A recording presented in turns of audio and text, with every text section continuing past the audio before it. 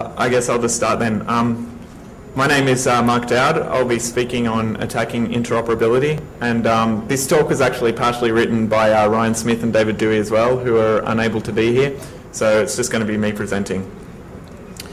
Now, before we start getting into all the subject material of what I'm going to be talking about, we have to address the issue of what we actually mean when we're talking about interoperability. So in this particular context, when we talk about interoperability, I'm talking about the glue that basically allows different software components to speak to each other. So basically, you can think of it like a translator between people that speak different languages, you know. They can't understand each other directly, but you have an intermediary who is responsible for communicating between both parties. So this kind of interoperability is actually used extensively in computers to allow disparate components to communicate directly to each other. And this is a very big trend in the web browser sphere. You've got like JavaScript that can talk to the DOM, Java can talk to JavaScript, .NET talking to JavaScript, etc. So there's this diagram sort of depicts like a large amount of interoperability layers that take place in your typical web browser. So we basically started looking at this, and we thought that the added complexity of adding these direct communication channels between different components creates subtle, new and interesting opportunities to attack the software. It's a pretty large and nuanced attack surface, and it's largely hidden because it does all its work behind the scenes. So this speech actually targets some of the browser components, specifically in the MS world in Internet Explorer. But basically, these ideas are applicable anywhere where you have, various components communicating with each other in other pieces of software as well. So the talk is split into three main parts. I'm going to talk about a technology overview, which is basically a very brief primer on some of the background material needed to understand the second parts. I'm going to talk a little bit about enumerating some of the attack surface, and then we'll talk about some of the bug classes that we were able to uncover. So we're going to start with Internet Explorer 8 first of all. Now, Internet Explorer 8, as you know, is Microsoft's relatively recent addition to their browser family, and it differs quite a bit from some of their previous Internet Explorer releases, in that basically they designed it with security in mind. It's got additional security components that when run on Windows Vista or Windows 7, they can leverage some features of the operating system to basically limit the amount of exposure that you have to attack when you're using their browser. So it's called a loosely coupled architecture, and basically they've restructured it a fair bit so that they can provide a sandbox, which is generally referred to as protected mode, by utilizing integrity levels within Windows 7 or Windows Vista. There's three different primary integrity levels that we're concerned with when talking about IE. There's low integrity, which is basically what IE runs in when you're looking at untrusted content from the internet. There's medium integrity, which is used when you're browsing relatively trusted content, like on an intranet. And then there's high integrity, which is basically an installation broker for when you install software. But the whole point of the integrity level stuff is essentially to protect the operating system from the browser in case you get hacked. This is a diagram of how they've re-architected Internet Explorer, and I borrowed it off Microsoft actually. But the basic idea is that when you're browsing, when you open a new tab in Internet Explorer, it checks the zone that you're navigating to, and depending on that zone, it will farm out basically the work done by that tab into a process in the relevant integrity mode. And you can see there that again, the untrusted internet content, it'll go into a low integrity process. So I guess we should talk about what integrity levels are anyway. Integrity levels is a synonym for mandatory integrity control, which is something that Windows added in Windows Vista, and it basically ensures that securable objects on the system are not writable by processes that have a lower integrity than the object itself.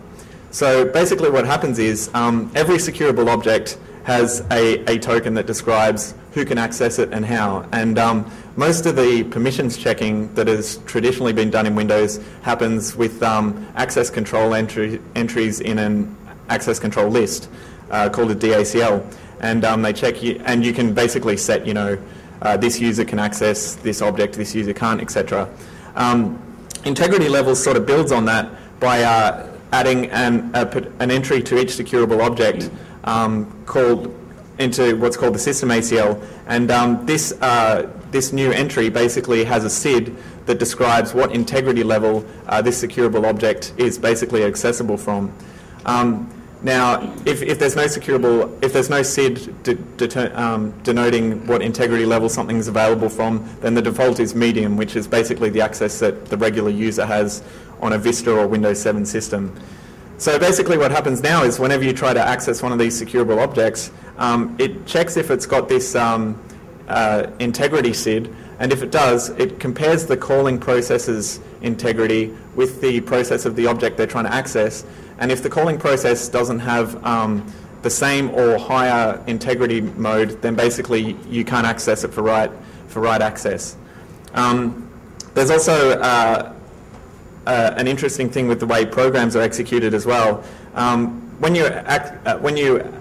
you're executing your program, obviously it will be executed with the same integrity of the caller. So if you've got a low integrity process and you execute another process, it'll be low integrity also. There is one exception to this, which is basically if an executable program has a integrity SID that says it's low, whenever you run that executable, no matter what integrity you run it from, it'll be run in low integrity mode. And the idea of this is if you download any content from the internet, it automatically gets tagged with this low integrity SID. And so basically when malware tries to download something and run it, no matter what bugs they leverage and what integrity mode they're leveraging them from, if they try and run this program they downloaded, it'll be run in low integrity mode, which basically doesn't allow them to write to a large part of the file system and registry, etc. So anyway, in terms of IE, they run this untrusted content in low integrity mode, and this basically means you can only write to low integrity locations. There's a couple on the file system, and they're like, documents and settings /user /application data /low or something like that. There's like a couple of different directories like that. And you can also only write to low integrity registry locations, which you can see listed on the slide there. So basically it minimizes the amount of damage you can do if you happen to be able to hack into the browser. Now, of course, there is one exception that IE has, which is some programs actually need to be able to write to files or write to the registry and stuff like that. And so they have a mechanism where it will actually execute things at elevated privilege levels. And to do that, they have this registry key setting that you can see on the slide there, where basically you can register a program that IE has to launch, and you can give it a policy, and that policy determines exactly how IE will launch that process. The policy value is one of these three that you see listed on the slides. Basically, a policy value of 0 means never execute this under any circumstances. So they have things registered like command.exe so that you can never execute that from IE. You can silently launch applications, but they will be launched in low integrity mode. You can have it prompt before launching an external application, and if the user accepts, then it'll run it in medium integrity mode. Or you can silently launch applications in medium integrity mode. So in this case, those programs will have more access than IE itself does. They actually achieve this utilizing a COM server that one of the higher privileged IE brokers hosts. It's actually got some similar policies for other low integrity requirements, like you can allow certain programs to allow drag and drop between integrity levels, and you can also designate which processes are allowed to, which DLLs are allowed to be launched by run DLL32.exe. So we'll come back to IE in a little while, but we're going to talk about ActiveX because that's fairly central to interoperability within IE. Now everyone knows what ActiveX controls are. They're basically registered by a CLS ID in the registry, in the HKey class's root directory, and they have to have certain they have certain restrictions placed on them to decide what you're allowed to execute and when. The two main ones that everyone is probably familiar with is the safer instantiation, which means the object is allowed to be instantiated from a persistent COM stream, which we'll talk about in a minute. And there's safer scripting, which is you can script the object from JavaScript or VB script or whatever. Now, recent versions of IE actually added more granular control over ActiveX. There's system-wide kilbits, per user kilbits, and you can also actually configure like white lists of websites or per domain or per user controls over which ActiveX controls can be executed in different contexts. And this is pretty good for policy management, I suppose.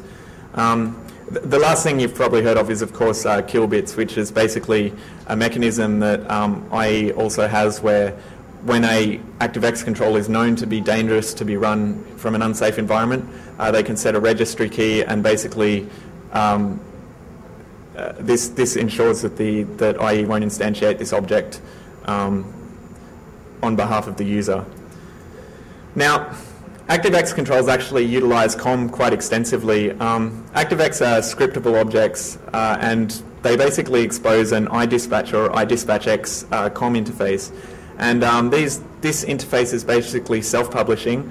You can find out the names of the functions and properties available. And you basically, whenever you want to actually call a method or access a property from that particular control, internally the iDispatch invoke function is called with an ID that identifies which property or method you want to access, and then it goes ahead and does whatever it needs to do.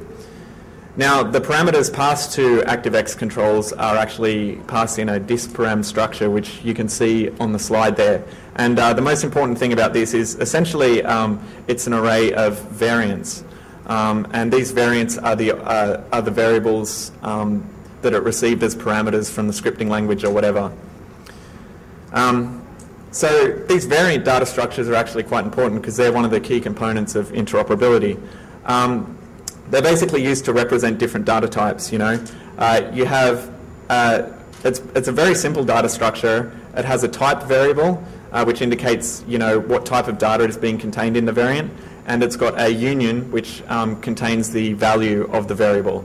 So you might have a type that says it's a string, and then the value will contain the relevant string of what the user supplied. Now, the type is actually not just an enumeration of numbers. They've got what's called a basic type, and you can see some of them listed in the table there. And these basic types have values from 0 to OXFFF.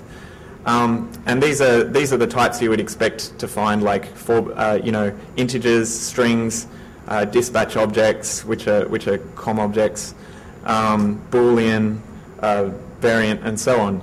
But you can also have modifiers that modify what type of type is being held in the variant. And the modifiers are basically VT vector, VT array, and VT biref.